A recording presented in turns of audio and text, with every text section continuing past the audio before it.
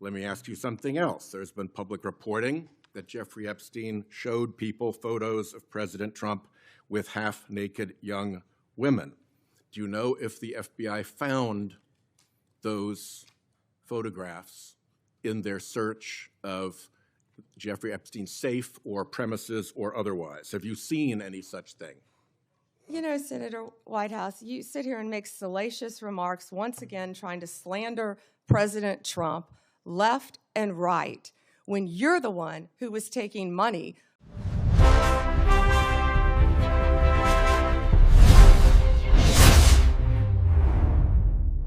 "22 seconds ago, Senator Sheldon Whitehouse did something in the Senate Judiciary Committee chamber that is already reshaping the conversation about the most covered-up investigation in modern American history. He leaned into that microphone, looked directly at Pam Bondi, the Attorney General of the United States, and asked the one question that everyone in Washington has been terrified to put on the record. Did the FBI find those photographs? Not a theory, not a rumor. A direct evidence-based question about materials that may be sitting right now inside FBI files. And what Bondi did in the seconds that followed tells you everything.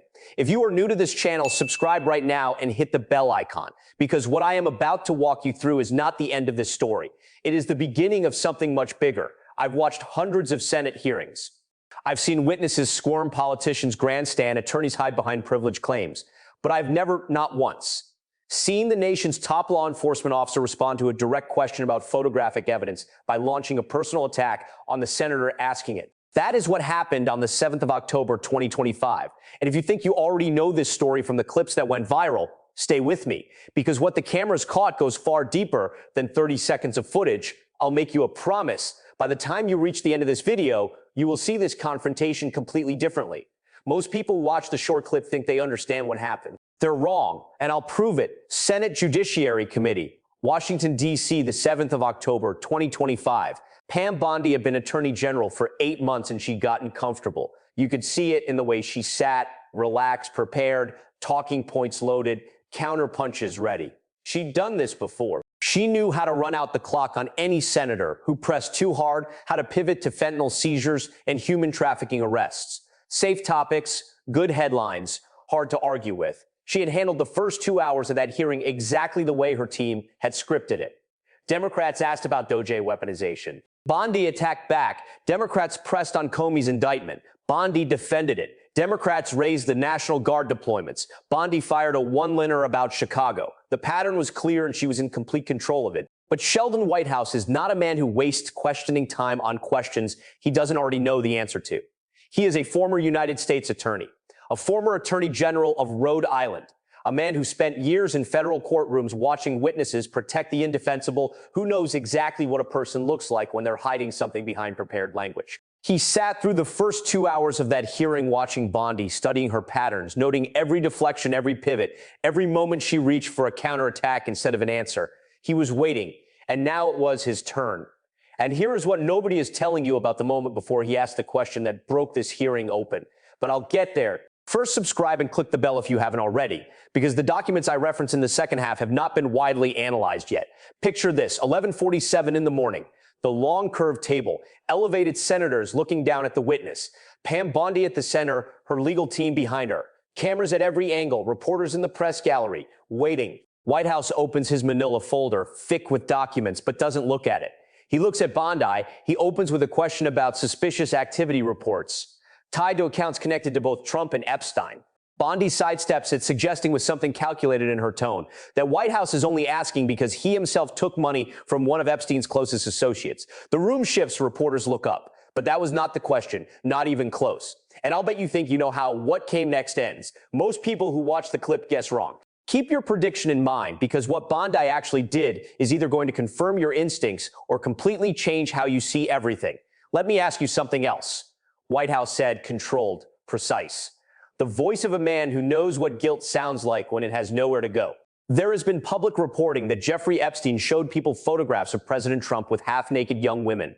Do you know if the FBI found those photographs in their search of Jeffrey Epstein's safe or his premises, or otherwise have you seen any such thing? Stop. Think about those words. Not do you believe these photographs exist. He is asking the Attorney General of the United States, the person who oversees the FBI. who has access to every piece of evidence in one of the most consequential federal investigations of the last decade.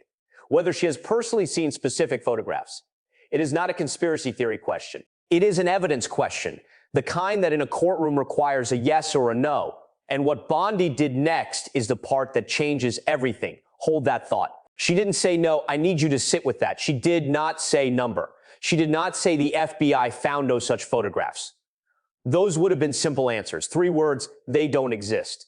That is all it would have taken to close this question forever. But that is not what Pam Bondi said. What she said was, you sit here and make salacious remarks, once again trying to slander President Trump left and right, when you are the one who was taking money from one of Epstein's closest confidants. She alleged White House received donations from Reid Hoffman, a tech billionaire who has publicly stated his contact with Epstein was limited to MIT fundraising. She then pivoted to attacking Democrats for blocking the release of Epstein flight logs in 2023. Feel the specific shape of what just happened. A senator asked the chief law enforcement officer a direct question about photographic evidence, and she responded by reaching for opposition research on the senator's donor history. That is not a denial. That is a deflection so aggressive, so specifically prepared, that it told every person in that room more than a direct answer ever could.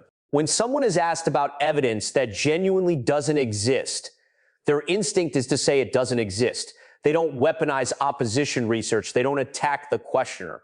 The pivot itself as information here is where it gets worse. For Bondi, White House didn't accept the pivot. He asked again, not aggressively, steadily, the way only someone who already possesses the answer can be steady when asking a question. And Bondi, for the second time, offered nothing about the photographs, not a denial, not a confirmation. She moved past it as though it hadn't been asked. There are 2 kinds of silence in a hearing room. The silence of a witness thinking of the best way to say something, and the silence of a witness thinking of the best way to say nothing. That second silence following a second chance to deny, and still not denying, has a name in federal courtrooms. Everyone trained to recognize it recognized it in that moment. If you've watched this far and you feel the weight of what I am describing, like this video right now, seriously, the algorithm determines who sees this story, and this story needs to reach people. Like it, write what you are thinking in the comments. And let's keep going. That photograph question was not happening in isolation. Go back to February 2025. Bondi sits on Fox News and says the Epstein client list is sitting on my desk right now to review. Those exact words. She says it with the confidence of someone who wants you to believe revelation is coming. And then nothing. The client list on her desk becomes a DOJ memo in July 2025 declaring the list doesn't exist. The investigation is closed. Epstein acted alone. And simultaneously, the layer most coverage missed, while the DOJ is publicly closing the book. Someone inside that same department is ordering FBI agents to flag any Epstein documents mentioning Donald Trump's name. Senator Dick Durbin confronted Bondi about this at the same hearing. Who gave the order to flag records related to President Trump? Her response, I am not going to discuss anything about that with you, Senator. Not a denial the order existed. A flat refusal. 8 words that confirm the order was real. Think about what it means to build a special flagging system for one specific name inside a sex trafficking investigation. You don't create that system for names that don't matter. 3 moments about to connect in a way that changes everything. First, October 2024, author Michael Wolff reports that Epstein personally showed him a photograph of Donald Trump with young women. The specific source White House was referencing when he asked his question. Second, September 2025, 1 month before the 7th of October hearing. FBI Director Kash Patel is asked in a separate Senate hearing whether he is aware of any photographs of Trump recovered from Epstein's files. His answer, not aware, not, they don't exist. Not, we searched every file and found nothing, not aware.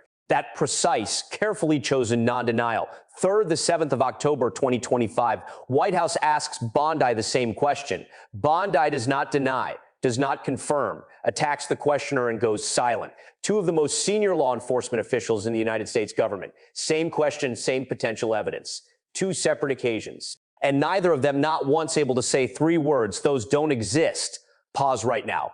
What would you have done in their position if those photographs genuinely didn't exist? Hold your answer, because what they both actually did looks very different from innocence. Now the third revelation, the one that connects everything. After the hearing, White House went public. He confirmed that Hoffman had never donated to any of his campaigns, not in 2018, not in 2024, not ever. The opposition research Bondi used was false. And then White House said something that stopped me completely. He called it weird. that an attorney general prepares for a Senate oversight hearing with opposition research to attack committee members, that someone inside the DOJ, before a congressional hearing, built a dossier on Democratic senators' donor relationships, not preparing answers about their own investigations, preparing attacks for senators who might ask the wrong question being whether the FBI found photographs of the sitting president inside files from a convicted sex trafficker. If you ran an agency that found truly nothing, would you spend the night before a Senate hearing building opposition research to attack anyone who asked about it? Or would you simply prepare the answer, we found nothing? The preparation itself is the tell. The preparation is the story. Word spread fast. Within an hour, the clip was everywhere. Number Bondi B. Epstein was trending on multiple platforms. Legal analysts interrupted regular programming. Former federal prosecutors gave interviews, not about what Whitehouse proved, because he proved nothing definitively, but about what Bondi's response revealed about what she was protecting. Because there is a difference between a hearing where a witness can't answer a question because the answer is classified, and a hearing where a witness won't answer a question because the answer is dangerous. What everyone in that room, every analyst watching from outside, and every viewer watching the clip at home recognized, without needing to be told, was which category this was. Senator Adam Schiff appeared on camera and listed publicly every question Bondi refused that day. Trump receiving a jet from Qatar, Trump's name appearing multiple times in Epstein records, the alleged $50,000 Homan bribe, whether there was sufficient evidence to charge Comey, whether government officials must comply with court orders, a documented inventory of refusals, built on top of months of prior refusals, building towards something that hasn't fully arrived yet, but is clearly coming. The hearing technically continued after all of it. Other senators asked other questions, something about counterterrorism, something about budget allocations. Nobody was paying attention because the only thing anyone could think about was a simple question that didn't get a simple answer. Share this video right now. Send it to someone who needs to see it. The pressure that creates real accountability in Washington doesn't come from hearings alone. It comes from enough people watching, understanding, and refusing to let it disappear into the next news cycle.